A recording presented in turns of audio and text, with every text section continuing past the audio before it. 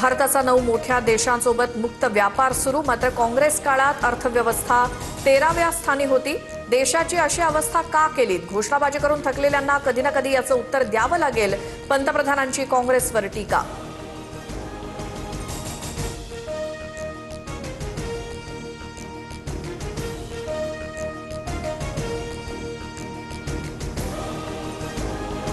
भारताचा 9 मोठ्या देशांसोबत मुक्त व्यापार सुरू, मात्र काँग्रेसच्या काळात अर्थव्यवस्था 13व्या स्थानी होती.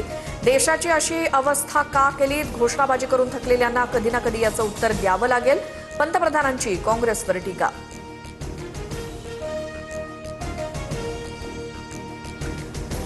काल पंतप्रधान मोदींसोबत विपरीत घटना घडली असती म्हणून सभागृहात येण्यापासून त्यांना थांबवलं. लोकसभा अध्यक्षांची माहिती. विरोधी महिला खासदारांचा मोदींच्या रिकाम्या खुर्चीला घेराव घातला होता. आमच्या हातात काचेच्या बांगड्या होत्या तर कोणता हत्यार नव्हतं. बांदरमध्ये घाबरण्यासारखं काय होतं? पंतप्रधान मोदींच्या खुर्चीला घेराव घातल्याच्या प्रश्नावरती वर्षा गायकवाड यांचं स्पष्टीकरण.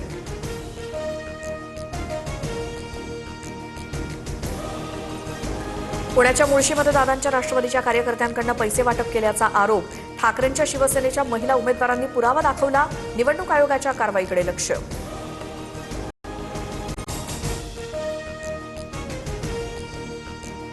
नारायण राणेंविरोधात मानहानीचा खटला दाखल केल्याचं प्रकरण. संजय राऊतांची उद्या माझगाव न्यायालयात साक्ष नोंदवली जाणार.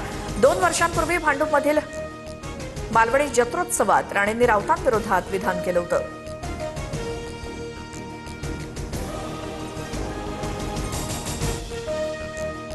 रोहित शेट्टीच्या घरावरती गोळीबार करणाऱ्या 5 आरोपींना 11 फेब्रुवारीपर्यंत पोलीस कोठडी. मुख्य आरोपी शुभम लोणकर अद्याप फरार.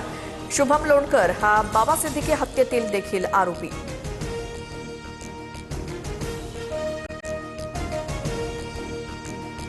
जळगावच्या सराफा बाजारात सोनं 5,900 तर चांदी 20,000 रुपयांनी स्वस्त.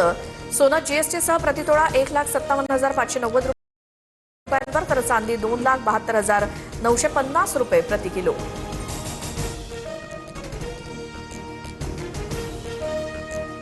बार्कच्या रेटिंगमध्ये TV9 अव्वल स्थानी. महाराष्ट्राच्या प्रेक्षकांची फक्त TV9 मराठीलाच पसंती.